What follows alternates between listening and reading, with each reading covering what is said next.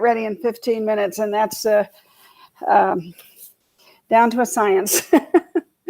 Anyway, we have 23 days of inventory, everybody. That's wonderful, wonderful. We love having days of inventory.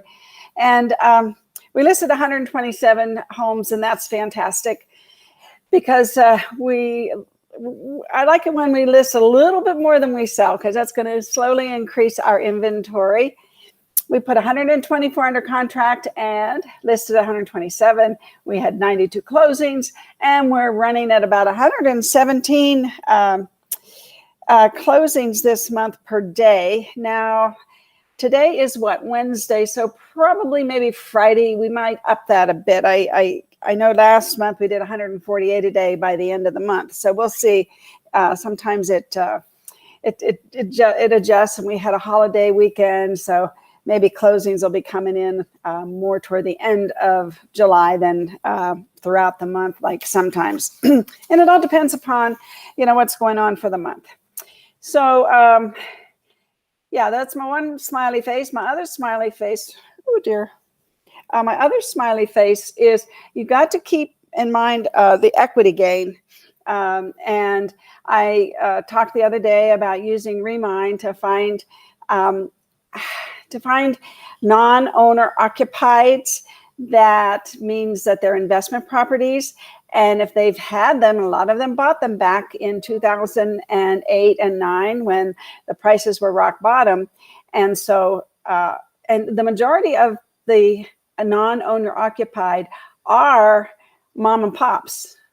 Yes, the hedge funds and things like that, the institutions, they bought rental properties, but the majority of them are mom and pops. So when you go in there and you can do the date, you can do the price. There's so many things you can do in Remind to get a really good list of people that might be interested in selling. And then you do things like we did yesterday. Maybe you find them on LinkedIn and send them a message. Maybe you find them on Facebook and send them a message. Maybe you have their phone number. There's various ways to find people's phone numbers, and you send them a video text. Hi, Ruth. I noticed that you bought a home in 2008, and the equity now is about $330,000. Do you want to sell that one and buy a newer one that might have less maintenance, so that and the rents are going to go up in the next 2 years, 4 to 7%, and the newer homes will go up faster than the older ones, and you'll make more money because cash flow means you don't have better cash flow is that you don't have as much maintenance. So there's a whole little pitch that you can do on video. Video texting is really what you all need to get into. You cannot miss the boat on this one. And like I said in my promotion today, we have from now until probably 12/31/2023 to build our business. And I think everybody needs to focus. You need to start focusing on what do you like to do? What is your what it doesn't seem like work to you, but generates business that you could possibly just take 2 hours every day and just do it. I mean, can you just do that, please? I keep hearing Tom Ferry. He's always saying, well, the iBuyer platforms the interlopers are going to take a lot of our business because they're really marketing. They're really getting into the marketing. It's a $68 billion industry we have. That's how much we make in commissions across the United States with 1.4, 1.5 million agents, and they want their piece of it. And you know what, everybody? They've done their homework. These people aren't stupid, of course. And I don't mean to imply that they would be, but the thing of it is, they know how many people don't do what they're supposed to do. 10% of us do 90% of the business. They got it. They figured it out.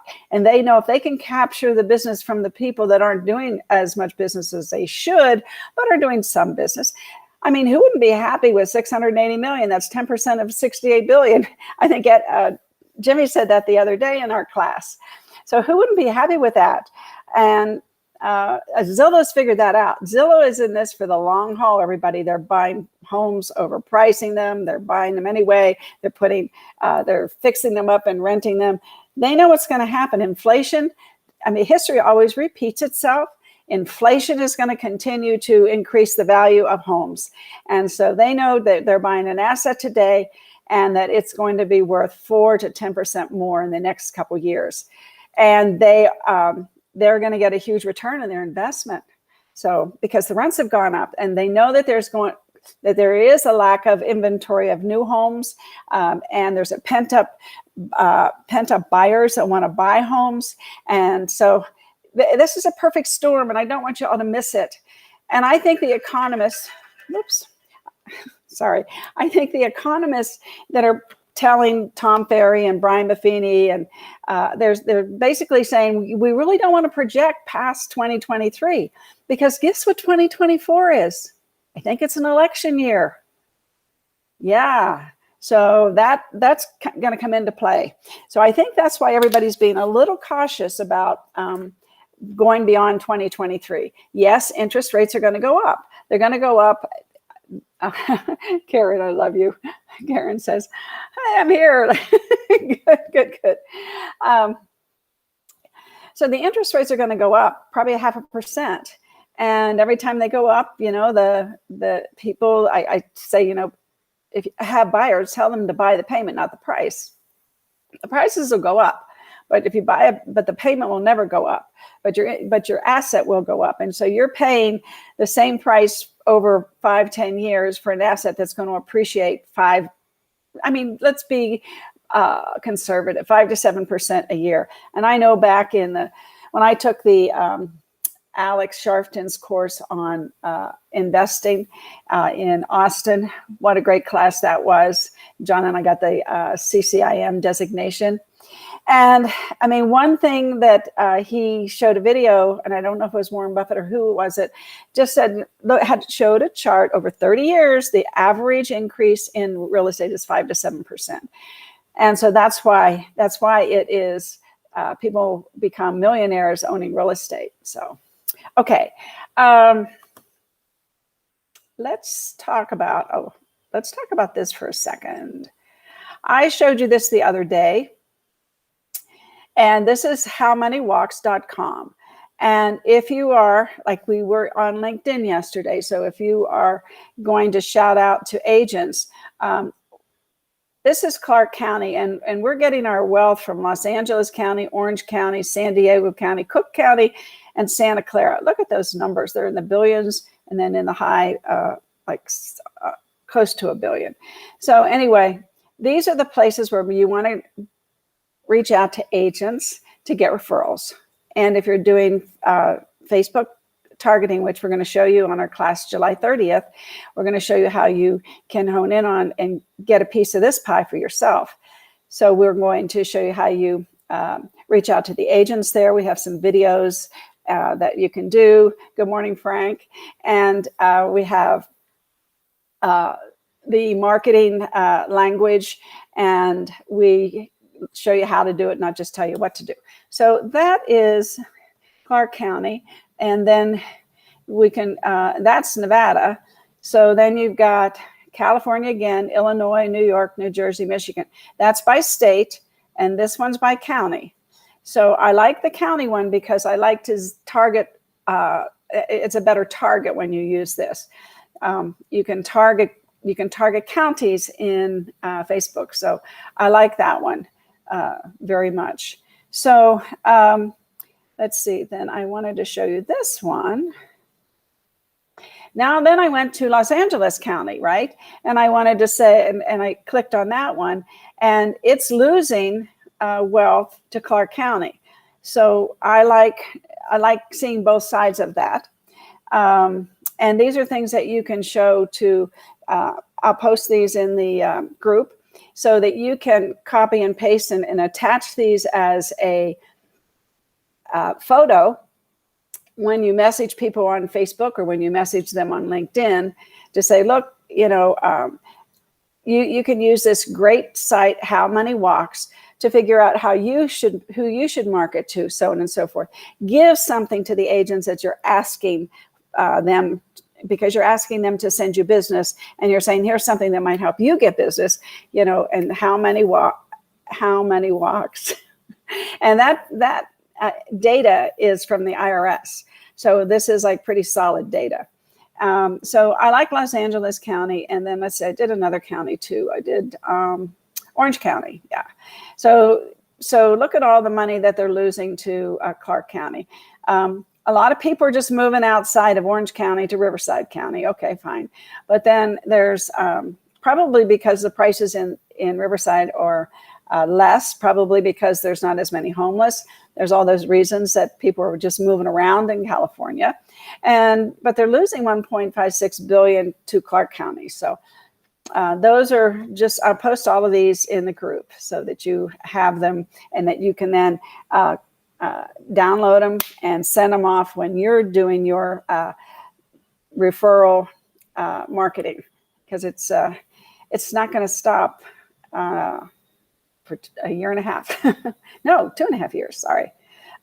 Okay, so let me hide that. And yesterday we gave you some tips on how to update your social media. And I'm gonna put some things. When you work by referral, okay, that means that you're getting business from people who know, like, and trust you, and that you believe are going to give you some referrals. So when you work by referral, social media is such a great tool to engage with that sphere of influence that you have in an organic way, and to create, people continue to create fans. That a fan to me is somebody, like Buffini says, he's an A+. He's somebody that's going to refer you. And so I'm going to post some graphics so that you can also use these graphics when you're reaching out for referrals for your clients. Not referrals, not agent referrals. These are more client referrals. However, you could also send these to agents that you're trying to recruit to send you referrals as something that they can do. Just try helping other people, because they're going to remember you. Most people just, cut and paste, and, they're not really giving them anything, maybe a 30% referral versus a 25% referral, but they're not necessarily giving them any item of value, as Buffini calls it. And so you want to engage with your clients and deepen your existing relationships so that they do refer you. And you want to highlight, your character and your competence. So you want to make sure that you're staying top of mind with the people in your database, and you do that by sharing things. So I've got some things here that I'm going to put on the group, and one of them is phone scams. Another one is finding balance in the 5 major areas of your life. The third one is making your goals a reality. And the fourth one is becoming a life learner. And I thought I might have that, but I think I don't. Yeah. And then I want to show you some other things that today I was saying, focus, what's your working style? And you need to determine for the next couple of years to determine today what your working style is. And then, because your style this shows you what you need to do if you're a motivator. If you influence those around you to get the job done in the way you think is best, that's a motivator. Frank, you're probably a motivator. Karen, I know you're a motivator. And you're very hands-on worker. Your benefits is that you get very hands-on workers. You're able to inspire and influence others. And, your designs are win-win situations. And then you maximize that style. And, you want to strategize. You want to strategize how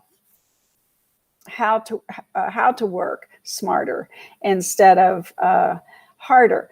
Now, that's old. Work smarter, not harder. Gary Vee says he works smart and hard. He works smart and he works long hours. So, you just got to pick your style. And then you have to be aware of what actually motivates others, and then focus on those areas. And then you have to pause for a honest check-in with your colleagues when you recognize signs of discomfort or hesitation. So let me just put this down here. Oh my gosh. Have I ever done it right? We should take a poll. Anyway, or are you a facilitator? Do you nurture and manage your surroundings to help others and arrive at the best solution that you think is best? So, I'm reaching out to like Karen, and I know Frank, I think your wife works very hard for you and with you. And I know Hallie has a great team. So these are important things as you approach a point where you need an assistant, where you're working with, your brother, your sister, your like Tim Cups works with his mother. I mean, when whoever it is that you're working with, or whoever's working for you, you need to determine what's your work style. So if you're a facilitator, you nurture and manage your surroundings to help others and arrive at the best solution, you think is best. And that's not telling people what to do. That's showing them how to do it. And then, you help others make their own decisions and feel heard. And I think, when I look back, when I was in my 30s and I had 60 people working for my company, and I had 9 managers, 9 different departments. We were, back then, we were the training center for major corporations. And so we had a lot and they were Fortune 500 companies. So there was a lot to do. And I learned how to delegate because I couldn't do it all myself. So I had middle management. The difference in real estate is it's not created for middle management unless you're a broker like Berkshire Hathaway and you've got, the owners, and then you got your managing brokers, and then you have your agents. But for the most of us, we don't have that. I know I have 3 small companies, right? John and I do. And with property management, it's me and John telling them, showing them how to do it and telling them what to do. And then they have to be accountable to us. And so that's the same thing with y'all when you have a buyer's agent or an assistant. So you have to figure out, how to help them and make them feel that they're coming up with their own good ideas. And that's not easy. That is not easy to do. But if you think about it, you can figure it out. And then you have to create an environment that fulfills their desired agenda. Sometimes I know what the solution is, but I'll say, you know what? I have got to the price of our storage went way up. It's doubled in the past 4 years. So I said to my group, I got to figure something out here. I got to get some of that stuff out of there and maybe get a smaller unit, something like that. And one of the girls said, why don't we get rid of those file cabinets in the storage? And why don't we, figure another way to, because we have like a 20-foot high ceiling in our storage in the back of our building. And so she owned that idea. So when it was time to work last Saturday and get it done, guess what? She was all in because she owned the idea. We bought some shelves, and so we're in stage 1 of doing that. But my point is, you might already know what your solution is, but you have to ask people questions that make them figure it out for themselves, and then they own the idea. That's one recent example that we've done at our business. And then maximize your style, create the environment for productivity, implement structures to keep you moving forward. Now, structures to me mean systems. Systems save you sanity, time, energy, and money. And you've got to have systems. People have to know that if they start here, they're going to end here, and they've completed the task. Very important. Recognize when an action is needed to get a job done, and that's a system. Maximizing your style, if I could give you any advice from my history, is you have to have systems. People love systems because they know where they're beginning, they know when they're ending, they know when they've done the job. And that's the way we run our business. And it has worked for years and years for me. So that's my style, is having systems in place. So focus this year, go all in on something, do things you like, figure out are you a motivator or facilitator if you have other people that to help you. Now, maybe right now you don't, but maybe you're going to in the future because you're going to increase your business, and at some point you're going to need some help. So then you need to figure out which one of these is, and I'll post this in the group. Getting back to this social media for a minute, don't forget when you go to LinkedIn that you need to like or comment responses that when you receive once you do these postings or videos or whatever you're doing, because you've got to continue the engagement, and that's how you build trust. And then you want to keep your captions and your content always positive, informational, and fun. You want to have fun. Some of the things you do need to be fun. You'll see Pinky every once in a while, like she's in Naples, and it looks like she's going to jump off the pier, right? Because her husband takes that photo, and then they turn it into a boomerang. That's fun. Do some fun things like that. Or she's showing a house and she's jumping for joy because they decluttered the house. Things like that. Make it a boomerang. Make it fun. And then, so don't use graphics as paid advertisements. They don't meet Facebook's requirements, and they're meant to live in your feed so clients can continue to engage with them. And we'll teach you more about that if you take the Facebook class on July 30th, because that's a whole nother session. You have to create your own things, and that's what we do. And then don't rant or be negative in comments. I know sometimes, you want to tell somebody, gee, that's stupid, right? You can't fix stupid, Jimmy says. But, just there's always positivity in everything. Just say, oh, great post. Thanks for sharing, something like that. Or if you don't think it's great, say, thanks for sharing, So just twist it into the positive. Slam the door slowly, Ruthie. Okay, slow down. Don't slam the door is a negative comment. Shut the door softly is a positive comment. I told Jimmy the other day, we were talking when we were submitting the law class, and I said, they used to call me Miss Malapropriism. And he cracked up. He says, you don't even know how to say that word. Yeah, I know. Okay, I want to share, let's see, I got a couple more minutes here. I'm going to show you a couple more things. And I'm going to put these things in the group for you to use. So the purchasing pathway, here's a step-by-step game plan for what to expect from initial consultation all the way through the closing of your home. So this is ideas, things that you can use to video, emails that you can send out, things to stay in touch with people with, professional looking graphics. That's when you want to use your graphics, is when you're doing emails and when you're, communicating one-on-one with people, or sending them out. Like we're sending our farm out, and we're using Buffini's professional graphics to, along with the letter and along with the stats for the neighborhood. And then we send them items of value. So if you're like Karen, you've got lots of agents, this might be something that you want to show them. And then that they can pass on, they can learn from. It goes on to page 2 all the way to home delivery. So this is something the agents can use, especially if they're newer, because newer agents don't always, know 1, 2, 3, 4, 5, 6, 7, right? They don't know how to express it. They kind of know, but they haven't sold enough houses to put it into this type of a concise and bullet points, like the initial appointment, determine the purchasing parameters, acquire a pre-approval, and then view the homes.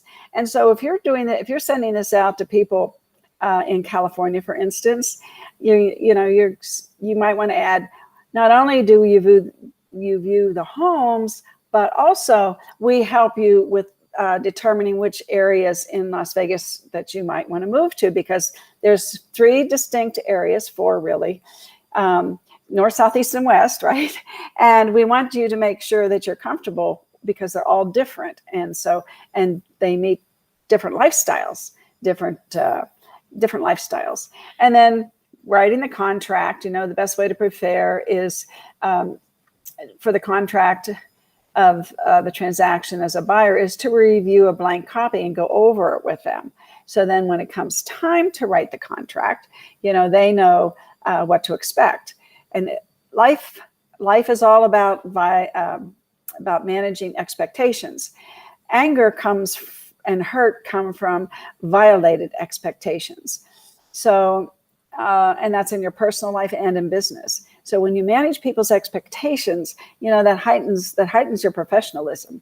And then the deposit earnest money phase, and then perform the home inspection phase, and then the final walkthrough, and then execute the closing documents, and then the home delivery. All these things that I'm showing you, you can use for communicating with your database, communicating with your agents, communicating with the people that work for you. This puts everything in a real clear and concise format. And you can use these and make little videos. Like I saw an agent this weekend on YouTube, and she did a YouTube about a home inspection. Now, I think that I would have done it differently. And I've had Rocky, the inspector, on my show, and let the inspector walk you through, the good, bad, and ugly. And then download that video and send it maybe to people. Rocky's very good. I'm sure you have a good inspector as well, that he might be able to do that. Now, not everybody is good on camera when engineers might not be good on camera. Inspectors, you got to find one that's good on camera. A lot of them are. Rocky happens to be one. So anyway, and I thought it was too long. And when you're doing these how-to videos and helping people and sending them text messages with videos, make sure that they're short and sweet and concise. We're all very busy, and time is something you can't trade it, you can't buy it, and it comes and it goes. So anyway, I'm going to put some of this stuff. Did a lot of research this morning to put some things in the group for you. And I think I had one more. Yeah, this one. Okay. Now you would think, see, it always does it backwards for me. Anyway, the showing process. This is something else that is good to maybe do a video about, or let people know what to expect, or teach your agents, Karen, and what the pre-showing is, what to do during the showing, and what to do after the showing. And new agents, if you're watching, you can learn from this as well. So this is a very managing expectations, telling your buyer, I'm going to give you a brief summary of the home. We're going to share how to view the home with you, and then we're going to you're not probably going to tell them this, but all of these things help to reduce the anxiety of looking at homes and making that final decision on which home. So you can take that reduced buyer anxiety item, and you can verbalize it so that you can tell people, you're basically telling the buyer, hey, I know this is going to make you anxious, because it's anxious to pick the right home, but we're going to do these things so that I know how you feel, and that you can tell me how you feel, or what you like and what you don't like. And so you can just start a whole conversation around anxiety. And then during the showing, maintain showing control, ask questions, point out features, and let silence be your friend. Let them look. God gave you 2 ears and a mouth, 1 mouth, right? That's what my mother used to say.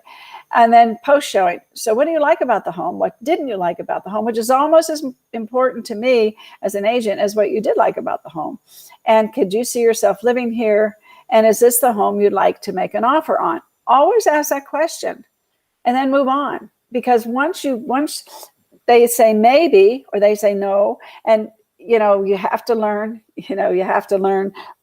whether or not your buyer is an analytic person, and they want to maybe see more homes. And we had a buyer once that John sold a home to in Sun City just a couple years ago. Very nice couple, and they actually made a spreadsheet, so they're very analytical.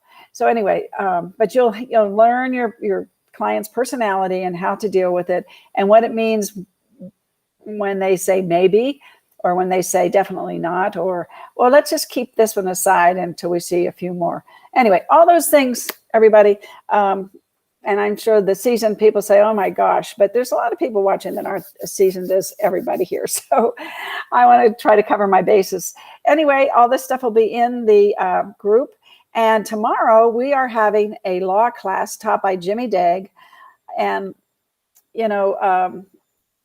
I think it was Eleanor Roosevelt that said, learn from others. You don't have enough time to make all those mistakes yourself. So hopefully you'll come and sign up at bee.vegas. And you can come. We have plenty of room left. I think we have like 10 more spots left in the classroom. We always provide free lunch by one of our sponsors. And interacting with people is really fun. You learn stuff. People have coming soon listings they'll share with you. And the Zoomers, of course, can hear all that too, but they just can't eat the lunch. Anyway, thank you, everybody. I love your support and loyalty.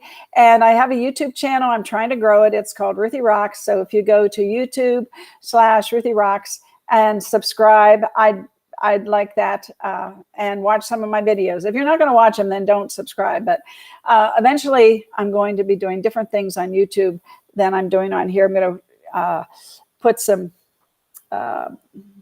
more instructional things on YouTube. So anyway, I'm trying to figure that out for my next phase of my video career here. So things will be changing a little bit, but it'll hopefully all be good. I love you all. I'm running out of time. Bye, everybody.